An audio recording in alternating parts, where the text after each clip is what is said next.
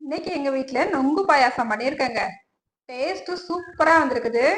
அப்படியே ஒரு வாய் சாப்பிட்டோம்னா நிப்பாட்ட முடியாது, அந்த அளவுக்கு டேஸ்ட் சூப்பரா இருக்கு. இப்போ வாங்க நம்ம இந்த பாயாசம் எப்படி செய்யறதுன்னு பார்த்துடலாம். நொங்கு பாயாசம் செய்கிறதுக்கு 6 இலை நொங்கை எடுத்துருக்கிறேன். இதில் தோலெல்லாம் எடுத்துக்கலாங்க. இப்போ தோல் எடுத்தால் இந்த நொங்கை நல்லா கட் பண்ணி எடுத்துக்கலாம். நல்லா பொடிசாக கட் பண்ணிக்கலாம். பாருங்கள், இந்தளவுக்கு நல்லா கட் பண்ணி எடுத்துக்கிட்டேன். அதுக்கப்புறமா சியா சீஸ்லேருந்து 1 ஸ்பூன் எடுத்து அரை மணி நேரம் ஊற வச்சு எடுத்துருக்குறேங்க. அதுக்கப்புறம் இப்போ ஒரு 1/2 லிட்ரு பால் அடுப்பில் வச்சுக்கிட்டு தண்ணி கொஞ்சம் கூட சேர்க்காம இந்த பால் நல்லா கொதி வந்த பிறகு இதில் ஒரு அரை ஸ்பூனுக்கு ஏலக்காய் பொடி சேர்த்துக்கலாங்க. சேர்த்துட்டு நல்லா கலந்து விடுங்க. பால் கொஞ்சம் நல்லா கெட்டியாகி வரணும். அதுக்கப்புறம் 1 ஸ்பூன் நெய்யில் பிஸ்தா பருப்பு முந்திரி பருப்பையும் நல்லா கட் பண்ணிவிட்டு நெய்யில் வறுத்துட்டு இதோட சேர்த்துருக்குறேன். இந்த பாலுக்கு தேவையான அளவு ஒயிட் சுகர் சேர்த்துக்கலாங்க. பால் நல்லா கெட்டியாகி வந்துடுச்சு. இப்போ அடுப்பு ஆஃப் பண்ணிடலாம். இதை ஆறவும் மற்ற பொருட்கள் எல்லாம் இதில் சேர்த்துக்கலாங்க.